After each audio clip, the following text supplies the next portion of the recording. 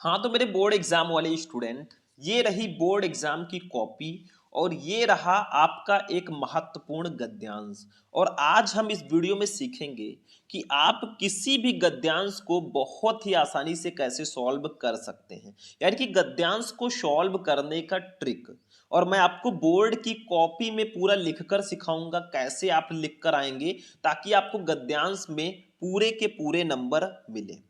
देखते ही आप गद्यांश को पहचान जाओगे। देखो यहाँ पे एक गद्यांश आपको दिया गया है, इसके नीचे आपको क्वेश्चंस दिए गए हैं। इन क्वेश्चंस को कैसे आप सॉल्व करोगे, बहुत ही इजी ट्रिक आज मैं आपको बताने वाला हूँ। सारे क्वेश्चन का आंसर ढूंढ ढूंढ कर हम इसी गद्यांश से अपनी कॉपी में लिखेंगे और एग्जामिनर को 10 में 10 पूरे नंबर देने पर मजबूर करेंगे। तो देखो, गद्यांश को अगर आपको सॉल्व करना है तो सबसे पहले करना क्या होगा, ध्यान से समझना। बहुत ही बेहतरीन ट्रिक है, ऐसा आपको कोई नहीं बताएगा गद्यांश सॉल्व करने का। ठीक है, देखते ही पहचान जाओगे किस चैप्टर का है, इसके लेखक कौन है और सारे क्वेश्चन का आंसर दे दोगे। देखो यहाँ पे है, दिए गए गद्यांशों पर आधारित निम्नलिखित प्रश्नों के उत्तर दीजिए। ये तीसरा क्वेश्चन आपके हिंदी के पेपर में होता है। तो सबसे पहले हम अपनी कॉपी में क्या करेंगे, ध्यान से समझना। सबसे पहले हमें यहाँ पे लिखना होगा प्रश्नोत्तर संख्या,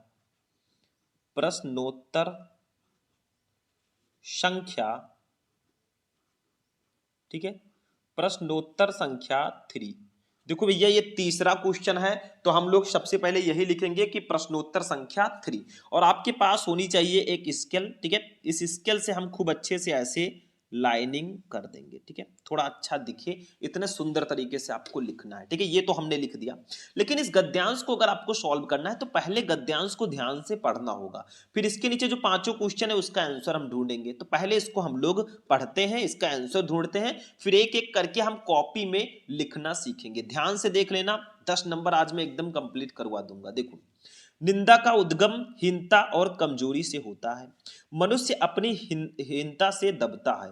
वो दूसरों की निंदा करके ऐसा अनुभव करता है कि वे सब निकृष्ट हैं और वो उनसे अच्छा है। उसके अहंग की इससे तुष्टि होती है। बड़ी लकीर को कुछ मिटाकर छोटी लकीर बड़ी बनती है। ज्यों ज्यों कर्म क्षीण होता जाता है, त्यों त्यों निंदा की प्रवृत्ति बढ़ती जाती है। कठिन कर्म ही ईर्ष्या द्वेष और इनसे उत्पन्न निंदा को मारता है। इंद्र बड़ा ईर्ष्यालु माना जाता है क्योंकि वो निठल्ला है। स्वर्ग में देवताओं को बिना उगाया अन्न, बे बनाया महल और बिन बोए फल मिलते हैं। आकर्मण्यता में उन्हें अप्रतिष्ठित होने का भय बना रहता है, इसलिए कर्मी मनुष्यों से उन्हें ईर्ष्या होती है। अब देखो, इसको आप पहचानोगे कैसे कि ये किस पाठ का है। देखो, अगर आप इसमें देखोगे तो निंदा जो है, पहले आप पाठ का नाम अपने हिंदी का समझ लो और उसके लेखक का नाम जान जाओ। अब देखो, यहाँ पे निंदा आपका कई बार आया है। देखो ध्यान से समझना, ये देखो निंदा आया है। ठीक है, मतलब निंदा जो है कई बार यहाँ पे आया है। ये देखो निंदा आया है। ठीक है, यहाँ पे भी निंदा आया है, यानी कि आप पहचान सकते हो कि ये निंदा रस चैप्टर का गद्यांश है। अब आपको गद्यांश में चैप्टर का नाम आपको पता होना चाहिए, पहले ही आप चैप्टर और लेखक का नाम याद कर लेना। अब चैप्टर का नाम पता चल गया तो आप लेखक का नाम बहुत आसानी से लिख देंगे। ठीक है, तो फर्स्ट क्वेश्चन हमारा यही है भैया कि उपयुक्त गद्यांश के पाठ और लेखक का नाम लिखिए। यानी कि सबसे पहले हमें पाठ और लेखक का नाम ही लिखना है। ठीक है, तो हमने पाठ का नाम निंदा रस, चैप्टर का नाम पाठ का नाम निंदा रस और लेखक का नाम हरिशंकर परसाई हो गया। इतना समझ में आ गया। दूसरा देखो, रेखांकित अंश की व्याख्या कीजिए। यहां पे जिसके नीचे आपको रेखाएं दिख रही हैं, यहां से लेकर यहां तक, इसकी अपनी भाषा में व्याख्या करनी है। अब कुछ बच्चे इसमें कंफ्यूज हो जाते हैं, सर कैसे व्याख्या करें। देखो, इसी को थोड़ा सा अपने तरफ से एक्सचेंज करके लिख देना है। ऐसा नहीं कि आप एकदम किताबी भाषा लिखें, थोड़ा एक्सचेंज करके लिख दोगे, आपको नंबर मिल जाएगा। तीसरा देखो, निंदा का उद्गम कहां से होता है। तो देखो यहाँ पे आप पैसेज में देखो कि निंदा का उद्गम कहां दिया गया। देखो ये देखो, सीधा सीधा लिखा है, निंदा का उद्गम हीनता और कमजोरी से होता है। तो यहां से यहां तक उठाकर लिख दो, 2 नंबर आपका कंप्लीट हो गया। ऐसे ढूंढ ढूंढ कर लिखना है। चौथा क्वेश्चन, निंदक व्यक्ति दूसरों की निंदा करके कैसा अनुभव करता है।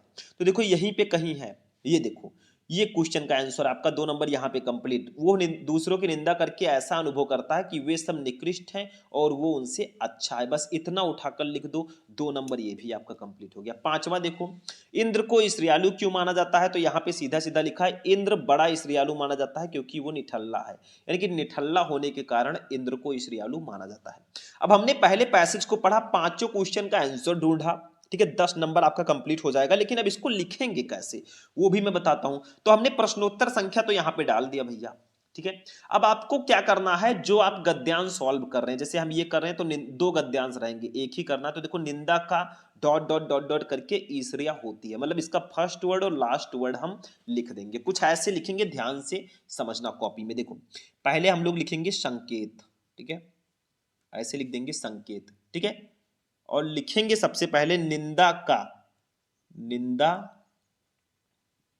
का, ठीक है, ये हमने लिख दिया। अब आपको क्या करना है, डॉट डॉट डॉट डॉट ऐसे ऐसे करके, आप स्केल की सहायता से कीजिएगा तो ज्यादा अच्छा रहेगा, ठीक है। ईसरिया होती है, ईसरिया होती है, ठीक है। बहुत प्यार से आपको लिखना, ये ध्यान रखना, थोड़ा आपको राइटिंग से अच्छे से लिखना, लाइनिंग पहले किए रहना, ऊपर रोल नंबर जरूर डाल देना, ठीक है। फर्स्ट क्वेश्चन है, उपयुक्त गद्यांश के पाठ और लेखक का नाम लिखिए। तो हम ऐसे लिखेंगे फर्स्ट, और पहले हम लोग डालेंगे यहां पे पाठ का नाम, पाठ का नाम, ठीक है। ऐसे हमने पाठ का नाम लिख दिया, ठीक है, ये पाठ का नाम हो गया। दूसरा हम लोग लिखेंगे यहाँ पे, पाठ का नाम क्या है, जो भी पाठ का नाम है उसको हम ब्लू पेन से लिख देंगे, ठीक है। तो पाठ का नाम हमने आपको बताया निंदा रस है, निंदा रस, ठीक है।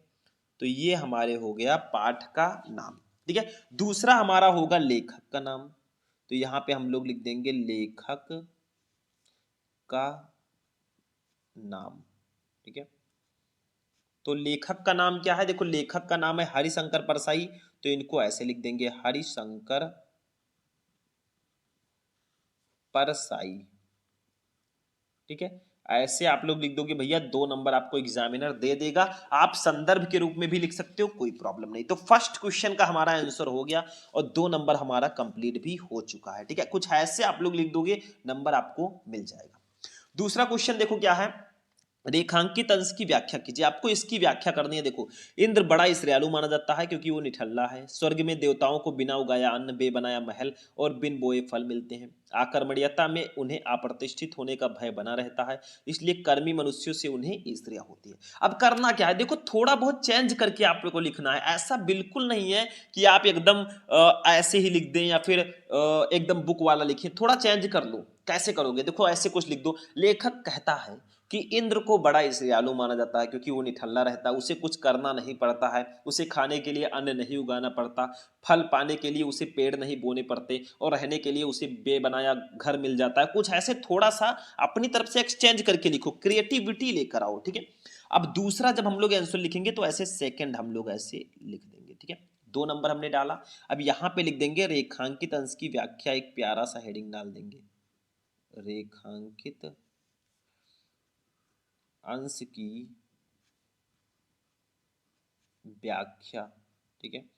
ये हमने एक हेडिंग डाल दिया खूब प्यारा सा। जितना अच्छा हो सके उतना अच्छा आपको लिखना है और स्केल की सहायता से, देखो ध्यान से समझना, स्केल की सहायता से हमें ऐसे कुछ लाइनिंग कर देनी है इसके नीचे, ठीक है। सुंदर दिखेगी काफी भैया, तो सुंदर नंबर भी आपको अच्छा मिलेगा, ये ध्यान रखना, ठीक है। तो ये रेखांकित अंश की व्याख्या हमने हेडिंग डाल दी। अब हम लिखेंगे इसी को थोड़ा चेंज करके लिखेंगे। जैसे कैसे लिखेंगे, ध्यान से समझो, थोड़ा सा मैं लिखकर समझा देता हूं। लेखक कहता है, लेखक कहता है कि इंद्र, इंद्र को बड़ा, को बड़ा ईर्ष्यालु, ईर्ष्यालु, ठीक है, माना जाता है। ऐसे आप लोग लिखते चले जाओ भाई थोड़ा थोड़ा, ठीक है, माना जाता है। राइटिंग आपकी होनी चाहिए, लिखा अच्छा होना चाहिए, ठीक है, क्योंकि वो निठल्ला रहता है। बस ऐसे आप लोग 4-6 लाइन लिख दोगे ना, क्योंकि वो निठल्ला रहता है, ठीक है। ऐसे हमने लिख दिया क्योंकि वो निठल्ला रहता है। अब आगे थोड़ा थोड़ा चेंज करके लिख दो। कैसे लिखोगे, देखो मेरी राइटिंग अच्छी नहीं है भाई, आप और अच्छा लिखना, ठीक है, तभी काम होगा। उसे, उसे कुछ करना नहीं पड़ता, ऐसे आप लोग लिख दोगे थोड़ी थोड़ी लाइनिंग ना, उसे कुछ करना नहीं पढ़ता। ठीक है, बस ऐसे आप लोग थोड़ा थोड़ा करके लिख दोगे। देखो मैं पूरा लिखूंगा तो काफी टाइम लगेगा। उसे कुछ करना नहीं पड़ता, उसे बिना उगाया अन्न, बे बनाया महल और बिना बोए फल मिल जाते हैं। ठीक है, और उसे हमेशा अपने पद को छीनने का डर बना रहता है। कुछ ऐसे आप लोग लिख दो। और उसे जो कर्म करने वाले मनुष्य हैं उनसे थोड़ी बहुत ईर्ष्या होती है। मतलब आप इसी को थोड़ा सा देखो, हिंदी को हिंदी में ही लिखना है तो आप बहुत आसानी से लिख सकते हो। ठीक है, तो ऐसे आप लोग लिखते चले जाओ भाई। ठीक है, थोड़ा थोड़ा और लिख देना, आपको 2 नंबर यहाँ पे भी एग्जामिनर दे देगा। मतलब मैं डॉट डॉट कर रहा हूं, यहाँ पे आपको ऐसे लिख देना है। तो ये दूसरा क्वेश्चन हो गया। ठीक है, ये दूसरा क्वेश्चन हो गया। अब क्वेश्चन नंबर 3 हमारा क्या है, देखो आपको और लिखना है, मतलब 6-7 लाइन लिखना है, ये ध्यान रखना। ठीक, बाकी तीसरा, निंदा का उद्गम कहां से होता है, तो ये देखो सीधा सीधा आंसर लिखा है, निंदा का उद्गम ही हीनता और कमजोरी से होता है। तो इसी को उठाकर हम 3rd नंबर पे ऐसे लिख देंगे।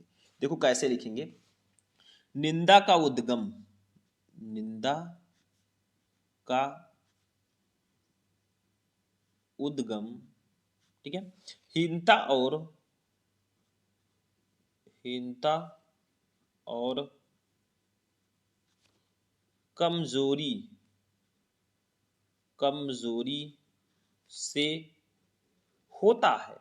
ठीक है, होता है। सीधा सीधा 2 नंबर इसका कंप्लीट हो गया। एग्जामिनर भी कहेगा ले बेटा इस पे तेरा ही हक है। ठीक है, चौथा क्वेश्चन अगर हम लोग देखें तो क्या है, देखो ध्यान से, निंदक व्यक्ति दूसरों की निंदा करके कैसा अनुभव करता है, तो लिखा है वो दूसरों की निंदा करके ऐसा अनुभव करता है कि वे सब निकृष्ट हैं और वो उनसे अच्छा है। तो हम ऐसे चौथा नंबर डालेंगे, ऐसे चौथा पांचवा डालते डालते ना हम लोग लिख देंगे सारा आंसर। ध्यान देना। ठीक है, तो निंदक व्यक्ति, निंदक व्यक्ति दूसरों की, दूसरों की निंदा करके, निंदा करके ऐसा अनुभव करता है, ऐसा अनुभव करता है कि वे सब, वे सब निकृष्ट हैं, निकृष्ट हैं और वो उनसे अच्छा है, और वो उनसे अच्छा है।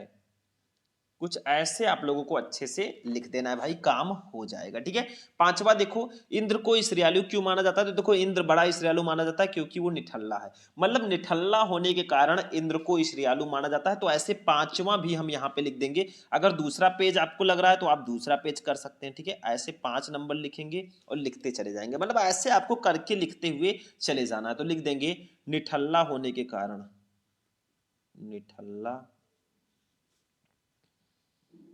होने के